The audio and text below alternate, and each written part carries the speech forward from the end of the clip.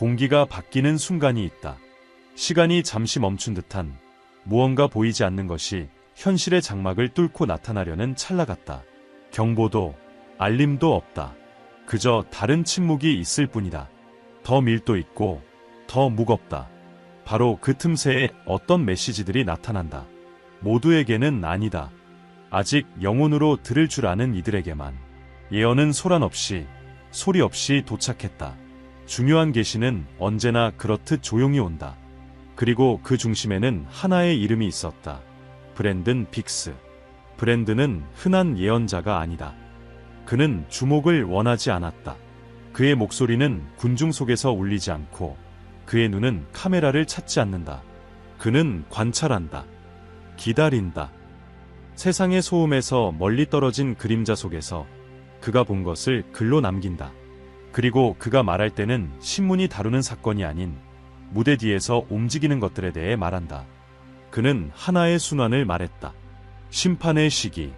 해나 달력으로는 셀 수 없는 영적인 이정표. 말이 아닌 진동으로 예고되는 어떤 것. 이미 퍼지기 시작한 무엇. 그 메시지는 날짜를 동반하지 않았다. 대신 징후로 왔다. 보이지 않는 길의 윤곽을 그려냈다. 동쪽에서 오는 한 남자의 등장을 묘사했다. 이름 이상의 것을 짊어진 자, 거울이 되어가는 지도자, 한 나라의 상처를 비추는 존재, 혼돈 속을 걸으며 그 발걸음 하나하나가 고대의 힘을 깨우고 있다는 것을 알지 못하는 자. 예언은 그의 이력을 말하지 않았다. 업적을 언급하지 않았다. 에너지에 대해 이야기했다. 영적 긴장에 대해, 해결되지 않은 과거와 피할 수 없는 미래가 충돌하는 지점에 대해. 그는 하나의 신호로 묘사되었다. 더 이상 유효하지 않은 것과 아직 태어나지 않은 것 사이의 전환을 상징하는 인물. 그래서 더 눈에 띄었다. 세상이 방심한 사이 그는 보이지 않는 중심이 되었다. 브랜든은 그에 대해 은유적인 언어로 썼다. 위험한 진실을 지닌 자들이 그러하듯 분열된 땅에 대해 말했다. 더 이상 미룰 수 없는 결정들에 대해, 법정이 아닌 양심 속에서 진행될 침묵의 심판에 대해. 주변 모든 것이 진동하기 시작했다. 명확하지 않게, 그러나 불편하게 나타났다가 사라지는 스캔들들, 필요 이상으로 반응을 일으키는 말들, 불편한 침묵들, 언제나 폭발 직전처럼 느껴지는 긴장. 그런 풍경 속에서 그의 존재는 무게를 얻는다. 말 때문이 아니라 상징 때문. 그는 모두에게 사랑받는 인물이 아니다. 그럴 필요도 없다. 거울의 역할은 기쁨을 주는 것이 아니라 진실을 보여주는 것이기에. 그리고 그 진실을 볼 준비가 된 자는 드물다. 브랜든은 어떤 지도자는 단지 투표로 뽑히는 것이 아니라고 말했다. 그들은 시간에 의해 소환된다. 집단적 영혼이 더는 감정을 숨길 수 없을 때 나타난다. 인간의 의지가 아니라 보이지 않는 긴박함이 그들을 부른다. 그때 세상은 변하기 시작한다. 지진처럼 요란하지 않다. 내부에서 조용히 퍼져가는 균열로부터 시작된다. 먼저 사람들 안에서, 다음은 구조 안에서, 그리고 마침내 모든 것 안에서. 이야기는 정치에 관한 것이 아니다. 영적인 통과의 일이다. 모든 것이 그대로인 듯하지만 아무것도 예전과 같지 않은 순간, 현실과 상징이 하나로 녹아드는 때, 한 사람의 이름이 수세기의 무게를 짊어지는 순간. 브랜든은 이를 마치 경고하려는 듯 썼지만 그 또한 거의 아무도 듣지 않을 것을 알고 있었다. 그는 소리 내지 않고 내려지는 심판들에 대해 말했다. 침묵 속에서 이루어지는 선택들에 대해. 아무도 더는 변화 따윈 믿지 않을 때 시작되는 변혁에 대해. 그 환상 속에 그려진 남자는 자신이 무엇을 상징하는지 모두 알지 못한다. 그는 극단들 사이를 걷고 있다. 천천히 갈라지는 세상을 균형 잡으려 애쓰면서 그 주변에선 말이 무기처럼 쓰인다. 연설은 장막이 된다. 그러나 그 모든 이면에서 무언가가 움직인다. 어떤 명령으로도 멈출 수 없고 어떤 이야기로도 침묵시킬 수 없는 것. 왜냐하면 그것은 더 크기 때문이다. 피할 수 없기 때문이다. 이 메시지는 이름 너머를, 직책 너머를, 겉모습 너머를 보라는 부름이다. 지금 벌어지고 있는 일은 하나의 자리를 두고 벌어지는 것이 아니다. 하나의 주기다. 한 나라가 거울 앞에 서서 보고 싶지 않은 것을 마주해야 하는 시기다. 상처, 분열, 잠든 희망, 그리고 그 희망이 깨어날까 두려워하는 마음. 만약 당신이 무언가 달라졌다고 느낀다면 설명할 수 없어도 당신은 이 진동에 연결된 것이다. 이 말들을 들으며 소름이 돋았다면 그것은 우연이 아니다. 그것은 응답이다. 확인이다. 브랜드는 진정한 각성은 소란스럽지 않다고 했다. 누구도 무시할 수 없는 침묵과 함께 온다고. 일상의 한복판에서 갑작스러운 정지와 함께 보이지 않는 무언가가 방 안에 들어온 듯한 느낌과 함께 이 메시지가 당신에게 닿았다면 댓글을 남겨라. 당신이 이해한 것을 써라. 말로 다 설명할 수 없더라도 당신의 글은 하나의 다이다. 당신이 깨어났다는 조용한 증거다. 당신이 보았고 느꼈다는 증거. 그것만으로도 모든 것이 달라진다. 브랜든 빅스가 동쪽의 남자에 대했을 때 그의 말엔 망설임이 없었다. 그는 단지 정치인을 묘사한 것이 아니었다. 그는 하나의 그릇을 이야기했다. 한 나라의 역사뿐 아니라 그가 대표하는 민중의 진동에 의해 각인된 남자. 그의 예언 중심에서 이 지도자는 칭송도 비난도 아닌 방식으로 드러났다. 그의 연약함 속에서, 부서진 힘 속에서, 그를 둘러싼 모든 것과의 보이지 않는 연결 속에서 노출되었다. 브랜드는 이렇게 썼다. 그는 자신의 공약으로 기억되지 않을 것이다. 그의 존재로 기억될 것이다. 왜냐하면 그가 발을 내딛는 곳마다 땅이 진동하기 시작하기 때문이다. 권력이 아니라 운명 때문이다. 이재명은 이 수수께끼 속의 우연한 조각이 아니다. 그는 영적 심판의 기운을 지닌 채로 있다. 그것을 원해서가 아니라 인간의 어떤 계획보다도 더 큰 힘에 의해 그 자리에 놓였기 때문이다. 브랜드는 그 안에서 단지 한 사람을 본 것이 아니다. 하나의 문을, 하나의 에너지장을 본 것이다. 모든 것과 충돌하는 힘을. 그는 일기에 이렇게 적었다. 그는 이미 철이 부서진 곳에 들어설 것이다. 그리고 믿음의 잔해 속을 걸을 것이다. 아무도 이름 붙일 수 없는 무언가를 찾는 사람처럼. 예언 속 어느 순간 브랜드는 그 남자의 고독을 섬뜩할 만큼 선명하게 묘사했다. 그는 이렇게 썼다. 그는 수많은 목소리들에 둘러싸이겠지만 들리는 건 메아리뿐일 것이다. 군중이 그를 따르겠지만 그는 버려졌다는 무게를 느낄 것이다. 왜냐하면 그를 환호하는 이들은 희망의 반사에 반응하고 그를 공격하는 이들은 그 안에서 마주하기 싫은 상처를 보기 때문이다. 브랜든이 본 것은 하나의 연마 과정이었다. 이 지도자가 더는 일반적인 책임의 무게가 아니라 영적 충돌의 압력을 느끼기 시작하는 시간. 그 나라는 가장 잔혹한 거울 앞에 서게 되고 그 거울에 비친 얼굴은 그의 것이었다. 사람들은 그의 얼굴을 보지 않을 것이다. 그 안에서 자신들의 상실, 깨지지 않은 침묵, 말해지지 않은 고통을 보게 될 것이다. 그리고 그것은 그를 안에서부터 삼킬 것이다. 왜냐하면 그는 자신이 더는 단지 구조를 통치하지 않는다는 것을 깨닫게 될 것이기 때문이다. 그는 이제 보이지 않는 층위를 통치하고 있는 것이다. 브랜드는 명확히 썼다. 그는 거리에서가 아니라 영혼의 방 안에서 시험받을 것이다. 그의 실수는 그만의 것이 아니다. 그것들은 하나의 신호, 하나의 암호, 살과 피를 통해 작동하는 전환의 코드로 읽힐 것이다. 예언의 절정에서 브랜드는 며칠 동안 그를 따라다닌 하나의 장면을 묘사했다. 어두운 바다 앞에 홀로 선 인물, 사방에서 불어오는 바람. 아무것도 그를 지탱해주지 않는다. 아무도 그를 붙잡아주지 않는다. 단 하나, 보이지 않는 결정을 내려야 할 순간만이 남아있다. 그리고 그곳, 추락으로 끌어내리려는 힘들과 희생으로 들어올리려는 힘들 사이에 그가 서 있다. 지도자, 촉매. 브랜드는 이렇게 썼다. 그는 3번의 도전을 받게 될 것이다. 그때마다 그의 일부분은 죽을 것이다. 그리고 마지막에 남는 것은 더 이상 그 자신이 아니라 그 나라가 직면해야 할 정확한 반영일 것이다. 예언은 이 남자가 살아있는 거울이 될 것이라 했다. 그에 대해 말해지는 모든 말은 실은 말하는 이들 자신에 대해 드러내는 것. 그는 안식을 얻지 못할 것이다. 그의 침묵조차 위협으로 해석되고 그의 진실조차 조작으로 의심받을 것이다. 그럼에도 그는 존재할 것이다. 브랜드는 썼다. 그의 인내는 고집이 아니다. 그것은 하나의 코드다. 그는 보이지 않는 것을 견디도록 만들어졌다. 보이는 것을 만족시키기 위한 존재가 아니다. 예언에는 결정적인 순간에 대한 언급이 있다. 이 지도자가 완전히 홀로 되돌릴 수 없는 선택 앞에 서게 되는 찰나. 누구도 알지 못할 것이다. 신문에 나오지도 않을 것이다. 하지만 그 순간 그 나라의 진동적 운명이 바뀔 것이다. 그는 이렇게 썼다. 가장 중요한 순간은 공개되지 않을 것이다. 그것은 고통과 용기 사이에서 조용히 내려진 하나의 선택이 될 것이다. 그리고 그 선택은 세대를 넘어 메아리 칠 것이다. 브랜든에 따르면 이 남자는 자신이 어떤 역할을 맡고 있는지 처음엔 이해하지 못할 것이다.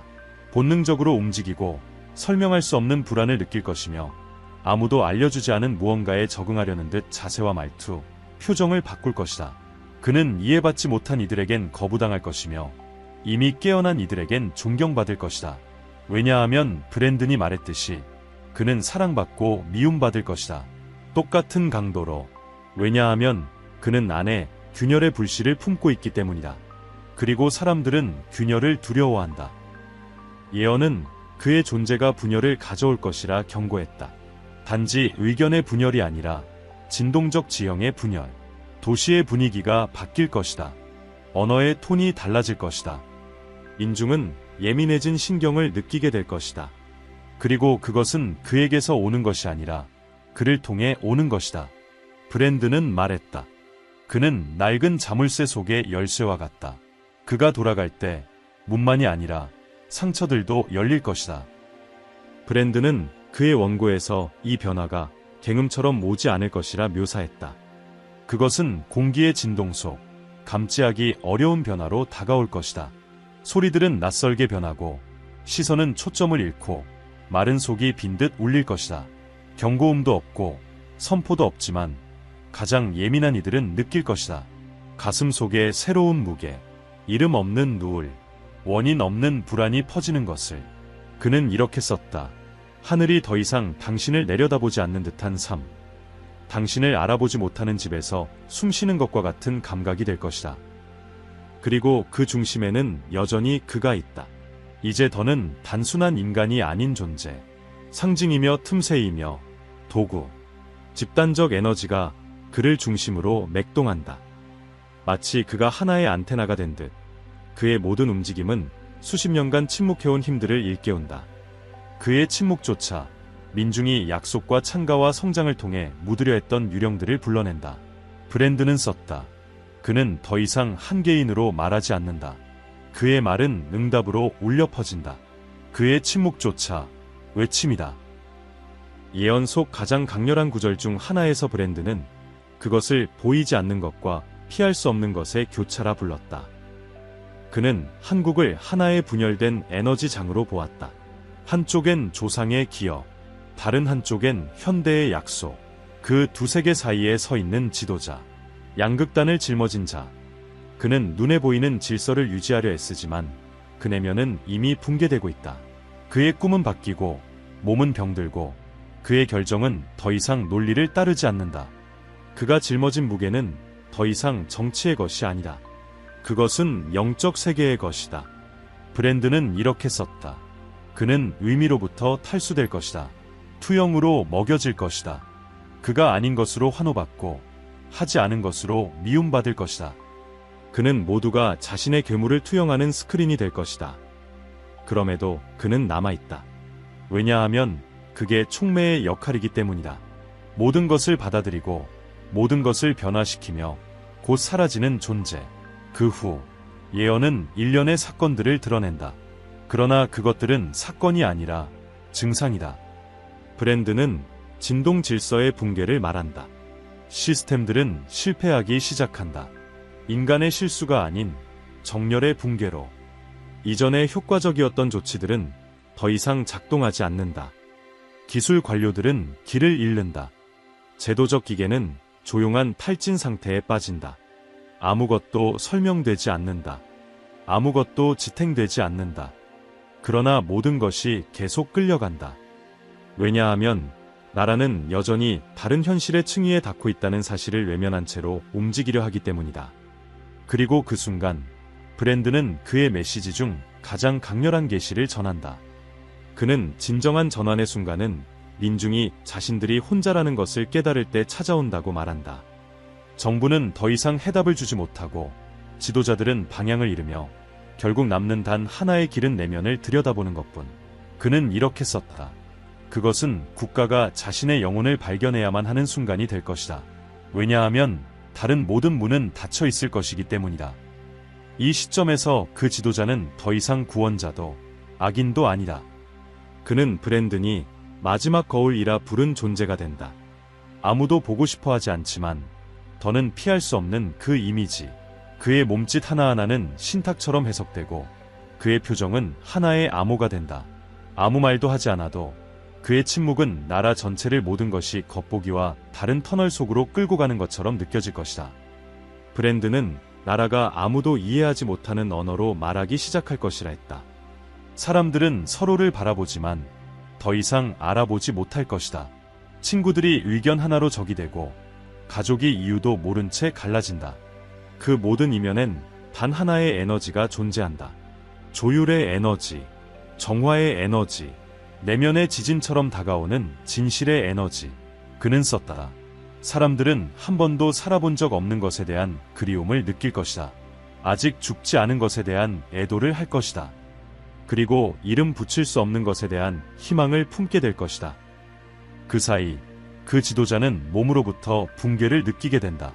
설명할 수 없는 통증, 밤마다 오르는 열 깊은 불면. 왜냐하면 그의 몸은 이제 더 이상 그 자신만의 것이 아니기 때문이다. 그것은 집단적 장에 반응한다. 그는 하나의 통로가 된다. 그리고 모든 통로처럼 저항이 사라질 때까지 사용된다. 브랜든은 썼다. 그는 살아있는 동안 사라지기 시작할 것이다. 그의 눈은 느려지고 말은 머뭇거릴 것이다. 왜냐하면 그의 일부분은 더 이상 이 차원에 속하지 않기 때문이다. 모든 것이 조용해졌을 때, 말들이 멈추고 표면의 소음이 다시 일상처럼 들릴 때 많은 이들은 끝났다고 생각한다. 단지 또 하나의 어려운 시기였다고, 시간이 필요한 치유를 했다고 믿는다. 그러나 브랜든 빅스는 분명히 경고했다. 진짜 이정표들은 명확한 흔적을 남기지 않는다고. 그들은 주파수를 남긴다고. 거에 감지할 수 없지만 영원한 변화. 그는 썼다. 한 번 닿은 것은 결코 원래 상태로 돌아가지 않는다. 집단의 영혼은 더 이상 예전과 같지 않다. 모든 것이 온전해 보일지라도 이미 전부 재편되었다. 이제 그 지도자는 더 이상 중심에 없다. 그의 이미지는 점점 흐려지고 주목의 무게는 다른 이름들로 옮겨간다. 정치는 다시 회전하고 논쟁은 다른 방향으로 이동한다. 하지만 그 경험을 겪은 이들에겐 공기의 결이 달라져 있다. 진동이 달라졌다. 그 나라는 의식하지 못한 채 새로운 시간 속으로 들어섰다. 브랜드는 이 순간을 충돌 이후의 침묵이라 불렀다. 그리고 바로 그 지점에서 진정한 각성이 시작된다고 했다. 그가 말하길, 모든 것이 소란스러울 때는 자아가 지배하지만 침묵이 깃들면 영혼이 속삭이기 시작한다고. 사람들은 다른 방식으로 꿈을 꾸기 시작한다. 대화는 더 깊어지고 생각과 말 사이에 짧은 멈춤이 생긴다. 이전엔 없던 머뭇거림, 더 깊이 듣게 되는 귀, 불편함 속에서 배우는 감각, 그리고 그제야 비로소 알게 된다. 바깥의 통과는 끝났지만 안쪽의 여정은 이제 시작이라는 것을. 브랜드는 진동적 정화 이후 가장 흔한 오류는 그것이 단지 표면적인 집단적 사건이었다고 믿는 것이라 경고했다. 그러나 그는 이렇게 말했다. 진정한 변화는 세상에서 일어나지 않는다. 그것은 시선에서 일어난다. 그리고 민중의 시선이 바뀌면 모든 것이 바뀐다. 느끼는 방식, 행동하는 방식, 반응하는 방식. 그 지도자, 그 무게를 짊어졌던 자, 수많은 이들이 이해하려 했고 또 수많은 이들이 거부했던 그는 이제 하나의 고대적 상징이 된다. 한 민족의 영적 장에 새겨진 기억. 그는 필요했던 존재였다. 스스로 알지 못했어도, 받아들이지 못했어도 브랜드는 썼다. 모든 선택받은 이들이 자신이 선택받았음을 아는 것은 아니다. 하지만 그들은 모두 무언가가 자신을 초월하고 있음을 느낀다. 그는 느꼈다. 몸으로, 피로로, 꿈으로, 위기로. 그 모든 것이 그가 선택하지 않았던 역할을 수행하도록 이끌었다. 그는 끝내 자신이 무엇을 상징했는지 완전히 이해하지 못할지도 모른다. 그러나 그것은 이미 기록되었다. 새겨졌다. 통합되었다. 역사는 그를 특정한 페이지에 담고 제한된 해석으로 그릴 것이다. 그러나 진동의 기억 속에서 그는 언제나 하나의 봉인, 하나의 지점, 하나의 포털로 남을 것이다. 이제 모든 것이 민중에게 맡겨졌다. 그리고 브랜든이 마지막 글들에서 분명히 남긴 메시지는 이것이었다. 결국 이 여정은 결코 한 사람에 관한 것이 아니었다. 언제나 그를 바라보던 의식에 관한 것이었다. 누가 그를 어떻게 바라보았는지가 각자의 깨어남의 수준을 드러냈다. 어떤 이들은 단지 정치만을 보았다. 어떤 이들은 거울을 보았다. 또 어떤 이들은 불편함을 느꼈다.